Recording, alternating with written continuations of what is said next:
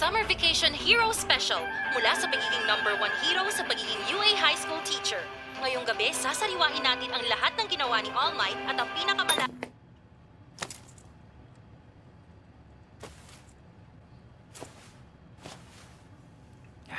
Alam ko na ngayon. Alam ko na kung ba't ganun na lang ang galit ko sa hero killer na yon. At kung ba't naiirita ako sa mga estudyanteng yun sa UA. Dahil pala yun kay All Might. Palagi kasing nakangiti ng wala namang dahilan na para bang walang nilalang ang hindi niya kayang iligtas. Kung umiti siya, hindi man lang siya nag-iisip. Si Izuku Midoriya. Isang quirkless na biglang nagpakita ng quirk ng tumungtong sa ikatlong taon ng middle school.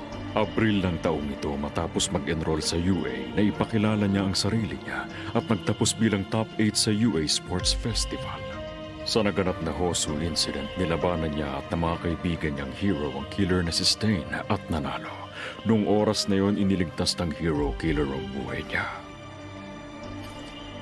Kinilala ang bata ng hero killer sa kanyang paghahanap ng tunay na istorya ng mga hero.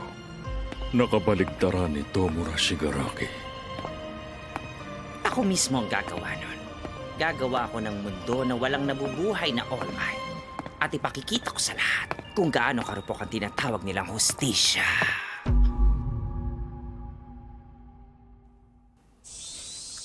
Tapos na ang lahat ng klase sa UA High School para sa unang semester at nagsimula na ang summer vacation.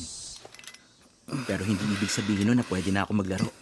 Bilang paghahanda sa gaganaping training camp sa gubat, ipinagpatuloy ko ang independent training ko. Nakikita niyo ba yun? 100 katao na ang nailigtas niya. Imposible yan. Halos wala pa nga 10 minuto. Hindi ako makapaniwala. Tumatawa siya! Maayos na ngayon ang lahat. Tinatanong niyo kung bakit? Dahil nandito na ako. Si All Might. Hanggang ngayon hindi pa rin ako makapaniwalang kinilala ako ni All Might at nilipat niya sa akin ang quirk niya. Minata, Kaminari. Kumusta, Midoriya? Tara, pumunta tayo sa pool! Sa pool? Oo, bago magsimula ang summer training camp. Mag-train na tayo ng magkakasama! Vlad, tungkol sa parte ng summer training camp na para sa pagdadagdag ng lakas. Eraser, bago yun pwedeng kumpirmahin mo muna sa akin ang mga quirk ng Class A students? Okay, sige. Ang nasa seat number 1, si Yuga Aoyama. Ang quirk niya, Naval Laser. Kaya niya maglabas ng laser mula sa pusod. Ang number 2, si Mina Ashido. Ang quirk niya, Acid. Kaya niya maglabas ng asido mula sa katawan niya at tunawin ang target. Number 3, Tsui Asoy. Ang quirk niya, Frog. Kaya niya ang lahat ng kayang gawin ng isang palaka. Number 4, Tenya Ida. Ang quirk niya, Engine. Kaya niyang kumilos ng sobrang bilis dahil sa mga makina sa binti niya. Number 5, Ochako Uraraka. Ang quirk niya, Zero Gravity. Kaya niyang palutangin ang anumang hipuin niya. Number 6, Mashirao Ojiro. Ang quirk niya, Tail.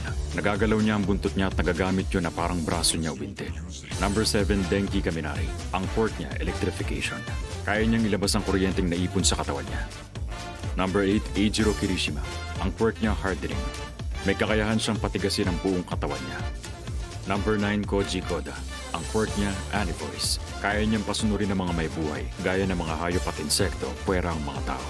Number 10, Rikido Sato. Ang quirk niya, Sugar Rush. Kaya niyang gawing kapangyarihan ng asukal na naipon sa katawan niya.